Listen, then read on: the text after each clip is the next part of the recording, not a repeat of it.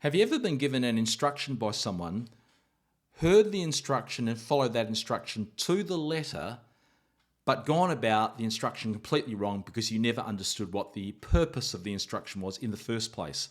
This happened to me when I was a young boy growing up. Myself and my brother had this box of comics we used to have in our bedroom. And what would happen on a Saturday morning is we'd take this box of comics into the lounge room, we'd go and get our breakfast, have our breakfast in lounge chairs while reading these comics. And then after breakfast, we'd return back to the lounge room and continue reading comics out of this comic box. Now, we would have done that all day on a Saturday, given the option, but my dad used to just get frustrated with us because he was a real outdoors type of person.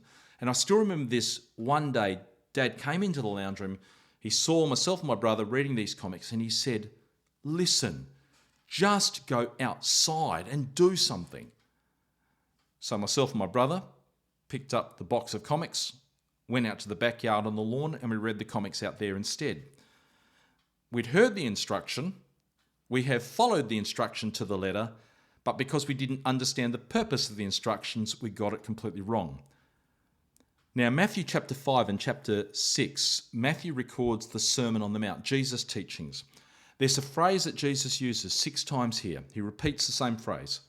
"You've heard that it was said, but I say to you."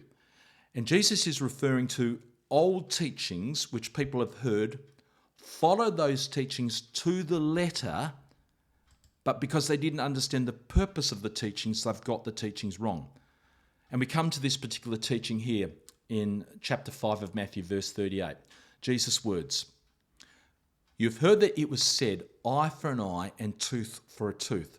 But I tell you, do not resist an evil person.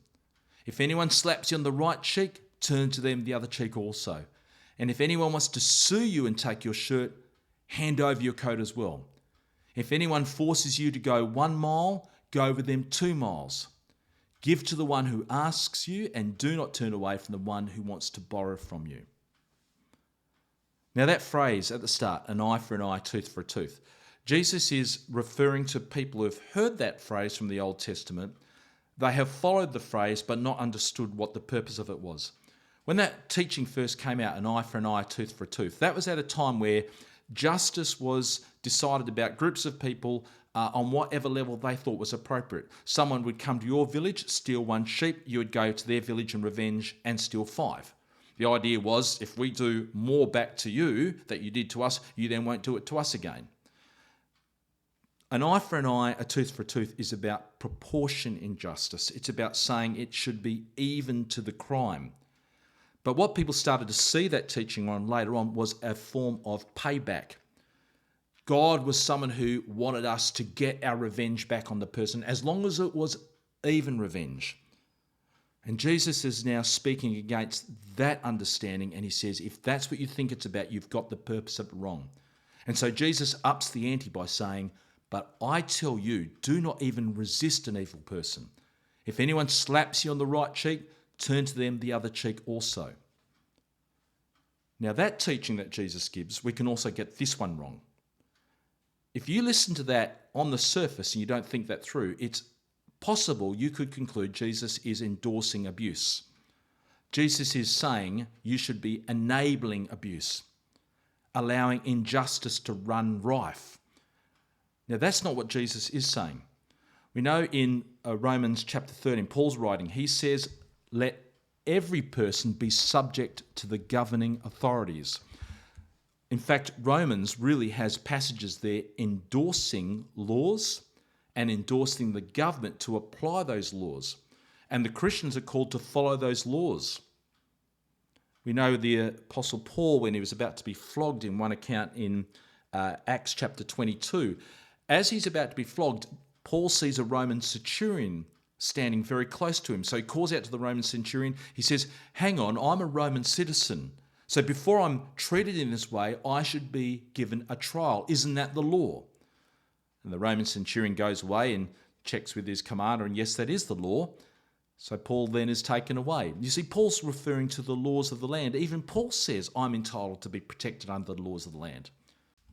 So Jesus' teaching here is not referring to the lawmakers of the land to abolish the justice system. That's not what he's saying at all. Instead, he's speaking to people who are just leading ordinary lives. I've been thinking about this quite a bit because from my own personal experience and also just listening to others, most of the hurts that we have experienced in life are not done by people who have broken the law. If someone's been, for example, married for a long period of time and they've found out that their husband or wife has been cheating on them, and then suddenly this person leaves you for this other person and you're left abandoned, there actually isn't a law against that. There isn't a jail term. There isn't a fine. And if you look at all these top examples in life where someone can betray you through a friendship, take words you've said and twist them around and lie about you, all these things where there are no real laws that you can do anything about, what do you do with that experience? It's even more difficult when there's been someone who's responded to in a way which has been really hurtful, but that person's very well liked by a group of people. They might be in a friendship group which you're part of, and therefore you can't get other people to even help you with the situation because you feel you're isolated. No one will understand or believe what you share with them. And so there's this private hurt and pain that you carry. What do you do with that? Well, here's the issue. If you are looking for justice, you're going to continually be bouncing that around your head, but you're going to get nowhere. But your life is almost going to come to this stuck moment where this hurt you've had now is going to dictate how you feel for the rest of your life unless you can move forward from it. Now, Paul gives a writing in Romans chapter 12, which echoes the words of Jesus. He says this, "Do not repay evil for evil. Be careful to do what is right in the eyes of everyone. If it is possible, as far as it depends on you, be at peace with everyone. And do not take revenge, but leave room for God's wrath." In other words, live under the conviction that God is someone who is still a just God. Maybe others don't know what you've gone through, but God knows what you've gone through. Maybe others won't see the need for any form of justice to correct this, but God knows that something needs to be done. And maybe you won't see it in your time, but everything comes to a point where God will make all things right one day. But we also have to remember that applies to us as well. You see, the teaching that Jesus is giving is as much about how God deals with us as people, with the things that we've done wrong, the hurts that we've caused other people. And how is God going to deal with us? Well, maybe with the type of God we're looking at here is the type of God who would turn the other cheek. Maybe if we had to make him walk 1 mile, he'd walk 2 with us.